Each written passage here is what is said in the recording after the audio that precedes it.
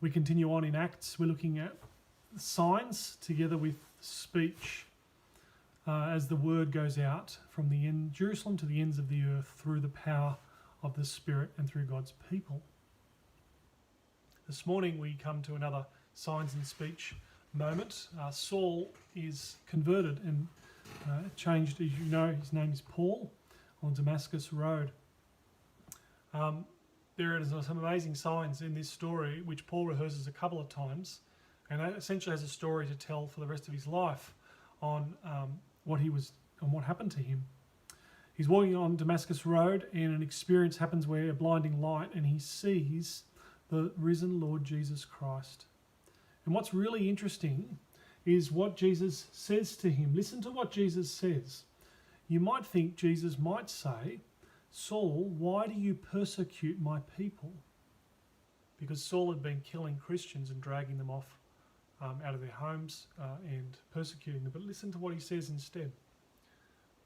Verse 4, Saul, why are you persecuting me? This calls us back to moments in Matthew's Gospel and all throughout the Gospels where Jesus says, if you hurt the little ones, meaning the disciples and people who follow Jesus, those who are like children, picture language like children who put their trust in Jesus. If you don't show them hospitality, if you don't feed them, clothe them, look after them, you're actually hurting Jesus. You're not giving him a drink. All throughout the Gospel of Matthew, Jesus talks about, again and again in different points, the little ones. The little ones he says not to cause them to stumble. He says you need to look after them and be hospitable.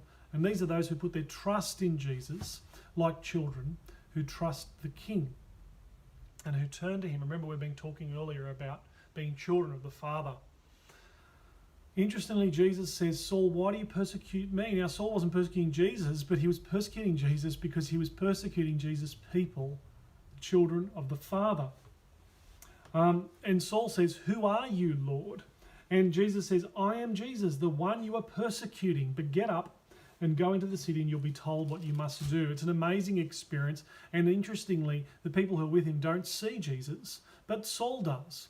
But he goes into the city and it's not just signs that happen. Yes, and it's an experience, but there's speech, isn't there? Jesus tells Saul what's going on and he explains to him that he is the risen Lord and that he's been persecuting him. And he's the one who's in charge.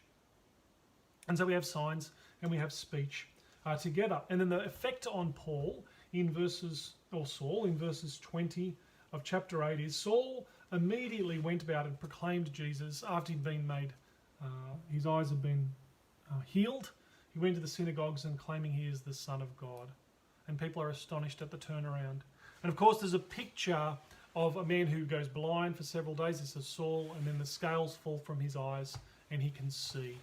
And that's all, of course, just a visual picture of someone who was once blind but now sees. And the key thing, which is really interesting, is he sees that this is Jesus, the Son of God. This is not just a man, a teacher, an interesting person, but this is the Messiah, the King, the one who he had been persecuting by persecuting his followers and his people. And Jesus even says, I will show Saul what he must suffer, how much he must suffer in my name. That's verse 16. He's his chosen instrument. And Saul will now be God's chosen instrument to take the message of Jesus throughout the world to the Gentiles. I'll see more on him, of course, as Paul with signs and speech in the rest of the book of Acts. That's it for today. See you tomorrow.